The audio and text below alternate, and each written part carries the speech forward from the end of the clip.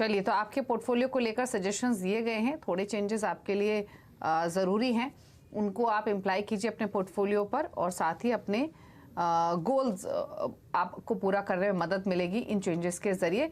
आप फिलहाल 3800 रुपये की SIP कर रहे हैं, जो कि काफ़ी नहीं है आपके गोल को हासिल करने के लिए। लगभग 45,000 रुपये आपको डालने होंगे हर महीने। मौजूदा SIP से 13-14 लाख रुपए आप एक्यूमुलेट कर सकेंगे। मयंक है अगले कॉलर हमारे साथ, मयंक श्रीवास्तव नोएडा से। मयंक जी नमस्कार, बताइए क्या सवाल है आपका? मैम, मेरा 2-3 इन्वेस्टमेंट है आईसीआईसीआई एसेट एलोकेटर फंड में। आज से 6 साल पहले हमने 30 लाख रुपीस का एक लमसम इन्वेस्टमेंट किया था। उसके अलावा मेरे 2 इन्वेस्टमेंट हैं 10-10 लाख रुपए के, जो मैंने लास्ट ईयर किए थे। एक टाटा बैलेंस, एक आदित्य बिरला बैलेंस एडवांटेज में। उसके अलावा मैम लास्ट मंथ से हमने एक 40,000 की SIP किया हुआ है SBI बैलेंस एडवांटेज में।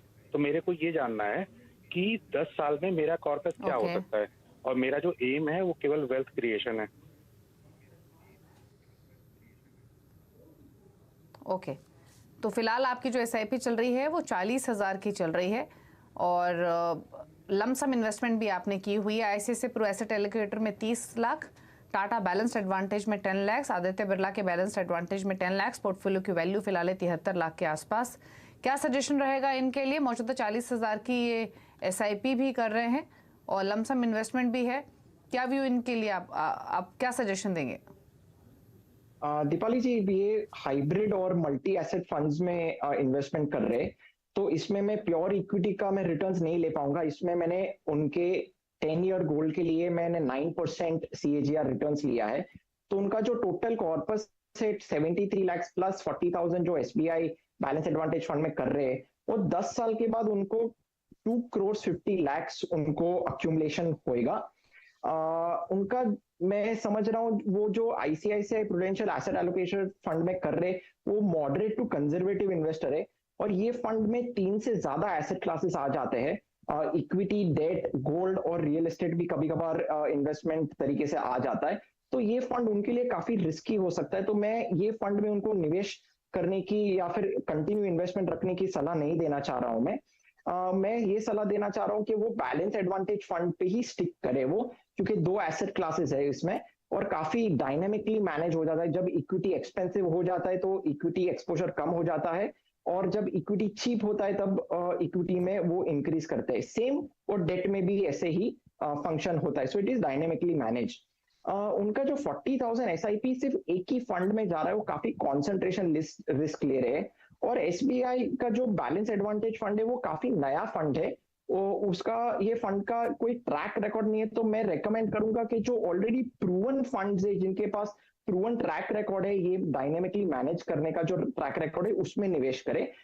मैं ये फॉलोइंग रिकमेंडेशंस मेरे हैं। वो टाटा बैलेंस एडवांटेज फंड में इन्वेस्टमेंट रखे, आदित्य बिरला सन लाइफ का जो बैलेंस एडवांटेज फंड है उसमें इन्वेस्टमेंट रखे, ICICI prudential balance advantage fund में इन्वेस्टमेंट करे, और ईडलवाइज का जो बैलेंस एडवांटेज फंड है वो इसमें करे। और ये चारों फंड में वो 10-10 हजार वो इक्वली इन्वेस्टमेंट कर सकते हैं। सो मेरे हिसाब से ये 4 फंड में उनका जो मॉडरेट रिस्क है वो सॉल्व हो जाना चाहिए 10 इयर्स के लिए। ठीक है, चलिए, तो आपको सजेशन दिए गए हैं आपके पोर्टफोलियो को लेकर, वो आप तमाम चेंजेस इम्प्लाई कर सकते हैं। कुछ फंड्स भी आपको सजेस्ट किए गए हैं। बाकी रहे आपके पोर्टफोलियो की बात, तो कंजर्वेटिव रिटर्न्स लेते हुए आप 2.5 करोड़ के आसपास का कॉर्पस 10 इयर्स में एक्यूमुलेट कर लेंगे। चलिए, अगला सवाल लेंगे। ईमेल के थ्रू हमें पुलकित शर्मा ने सवाल भेजा है। इनकी मौजूदा SIP है 30,000 के आसपास की। पोर्टफोलियो की जो वैल्यू है वो है 16 लाख और कोटक इक्विटी अपॉर्चुनिटीज में इन्होंने लमसम इन्वेस्टमेंट की हुई है 1.5 लाख की और 11 साल में 2 करोड़ का टारगेट है। पोर्टफोलियो इनका देखें तो HDFC focus 30 fund, Edelweiss mid cap fund, Parag Parikh tax saver fund और साथ ही Canara Robeco small cap, SBI small cap और SBI कॉन्ट्रा, इन 6 फंड्स में वो 5,000 ईच इन्वेस्ट कर रहे हैं। क्या सजेशन इनके पोर्टफोलियो और इनके गोल पर ऋषभ? दीपाली जी, वो अगर 12% CAGR रिटर्न्स पकड़ लेते हैं, सो उनका जो सिप अमाउंट है 30,000 plus current portfolio value of 16 lakh, उनको करीबन 1 करोड़ 38 लाख 11 साल के बाद अक्यूमुलेशन हो जाता है। उनका 2 करोड़ का गोल फुलफिल नहीं हो पा रहा है इसमें। अगर उनको 2 करोड़ का गोल 11 साल में अचीव करना है तो सिंपल एसआईपी टॉपअप 15% का करे तो वो अपना गोल अचीव कर पाएंगे।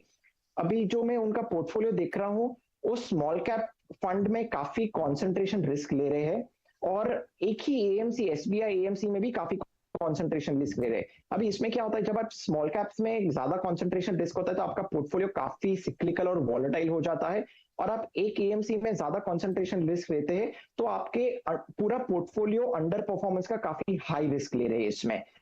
तो मैं ये चाहूंगा कि वो कंसंट्रेशन रिस्क कम करे स्मॉल कैप में से, और एएमसी में भी डाइवर्सिफिकेशन करे।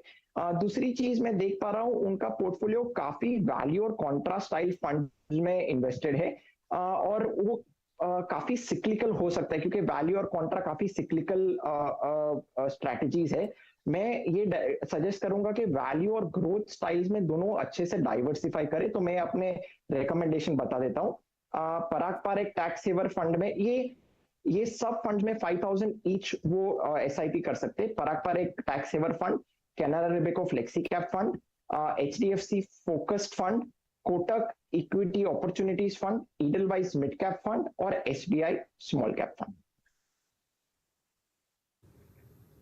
ओके, चलिए, तो आपके पोर्टफोलियो को लेकर कुछ चेंजेस सजेस्ट किए गए हैं। आप जो पोर्टफोलियो आपका है उसमें आप बने रहिए। आपको थोड़ा सा अमाउंट इंक्रीज करना पड़ेगा अगर आपको अपना गोल हासिल करना है। 15% के आसपास का एलोकेशन इंक्रीज करेंगे अगर आप हर साल, तो आप अपने गोल को हासिल कर सकेंगे। फिलहाल इस इन्वेस्टमेंट से 1.25 करोड़ के आसपास की राशि आप एक्यूमुलेट कर सकते हैं। स्मॉल कैप्स आपने काफ़ी रखे हुए हैं तो वहाँ पर थोड़ा सा आपको रेगुलरली मॉनिटर करना पड़ेंगे अपनी इन्वेस्टमेंट्स, उस पर थोड़ा सा ध्यान दीजिए।